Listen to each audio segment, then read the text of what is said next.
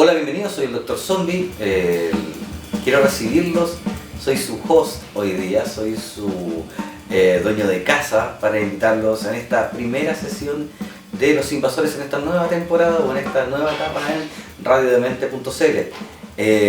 Estoy contento, podemos partir esta sesión con videos y entrevistas exclusivas, en este caso dedicadas a la Noche del Demonio capítulo 3. Lo cual me pone bastante contento porque esperamos mantener este estándar para el resto de los contenidos de la radio. Esta es una edición especial, volveremos a tener programa en audio con música y todo, y este mismo programa se replicará en audio en www.radiodemente.cl. Pero para aquellos que quieran ver la entrevista, ver las imágenes y conocer un poco más a los actores de este casting, pueden entrar directamente a nuestra página donde va a estar posteado y pueden compartirlo para que muchas personas más sepan por qué deben ir.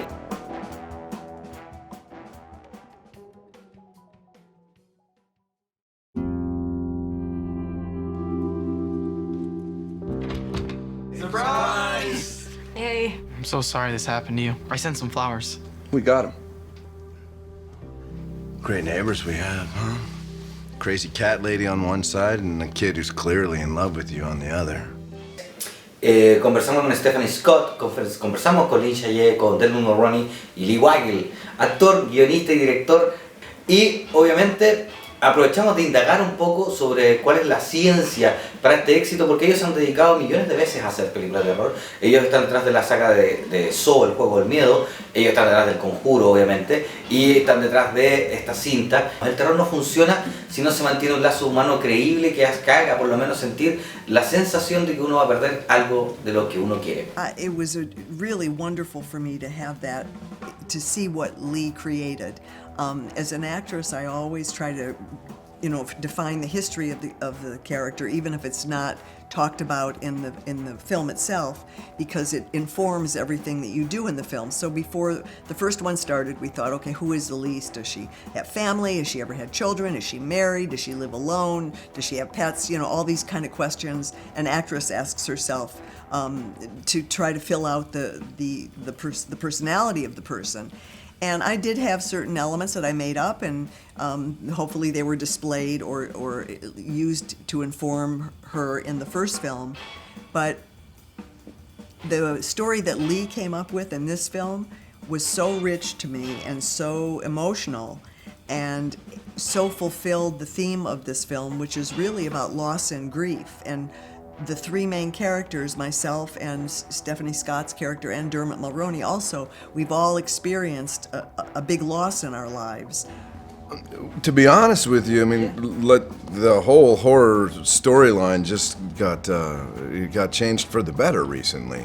People started making, dependable movies. They're doing good business. They're using better scripts, better effects, better actors. So the last couple years, I've just watched, good movies coming out in this genre, instead of what it was 20 years ago, where it's axe murderers and bloody, those are good movies too. But I'd be less likely to be in one of those.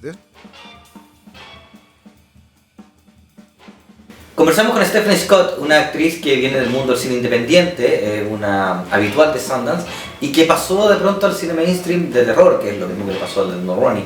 Le preguntamos obviamente sobre una de las cualidades particulares que tiene esta cinta, y es que la protagonista no se puede mover, no puede huir.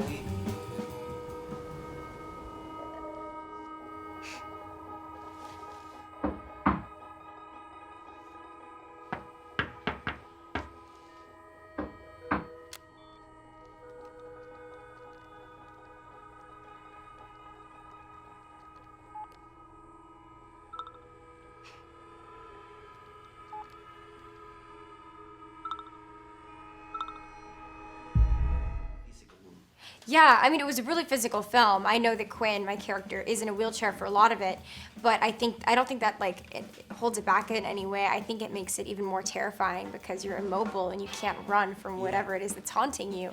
But I do know that you do see that it is really intense physical-wise. I did all my own stunts, so every time I was strapped up in it, anything had flown across the room, that was me.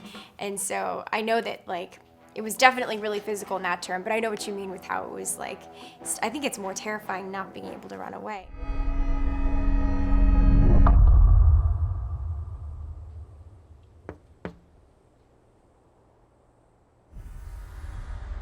down for it. Like, I love doing my own stunts. I grew up with big brothers, so like I was always doing stunts anyway with them. But like, so yeah, it was a really cool experience to do that. And I just love everything leading up to a stunt, when they get you ready and they're like, all right, this is what's gonna happen. And I feel like I'm like, I don't know, I'm like in some cool movie where I'm like, yeah, let's do it right now. And you're just like right before we like whip you across the room. It's really intense.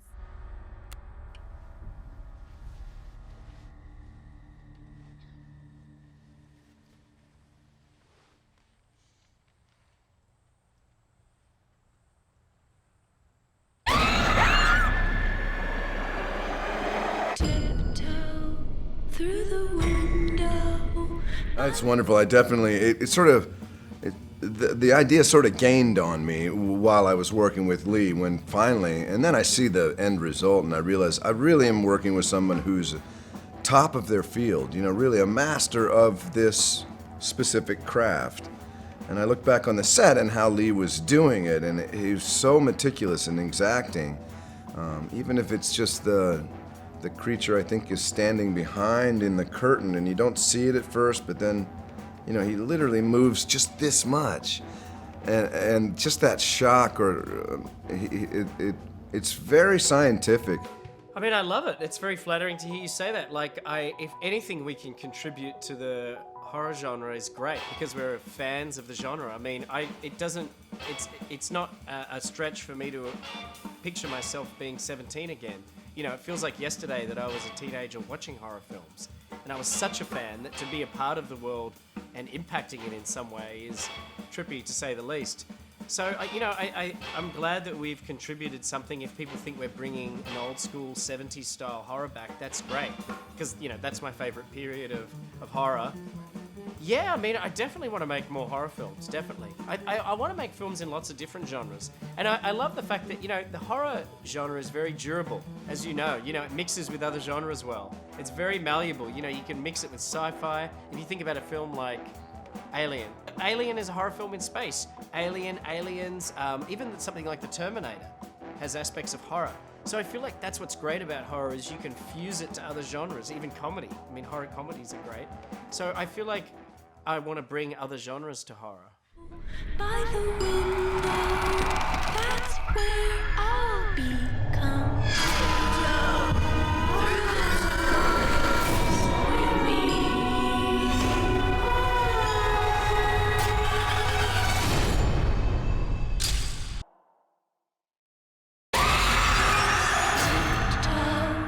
Through the tulips with me.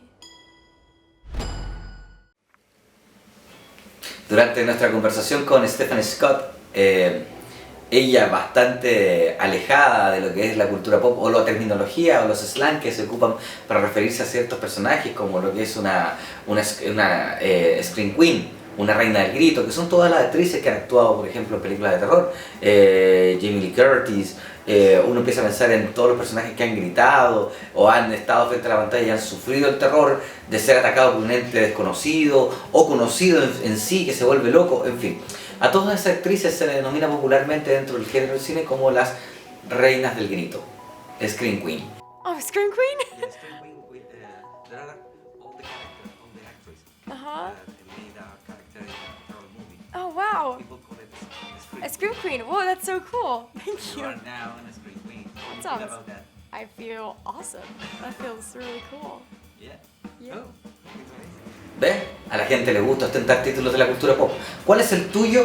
¿Cuál es el título que quieres decir? ¿Qué es lo que quieres hacer? ¿Qué te representa? Yo soy dibujante, yo soy guionista, quiero dibujar, quiero crear, quiero hacer esto, quiero hacer esto otro, quiero ser pin-up, quiero ser cosplayer, en fin, todo eso y más lo vamos a poder ir conversando en www.radiodemente.cl y obviamente en los diferentes programas que tiene esta estación y en Los Invasores, que es el programa que regresa conmigo a la cabeza para comentarte a ti y traerte exclusivas sobre el mundo del cine, el cómic, la animación y la literatura.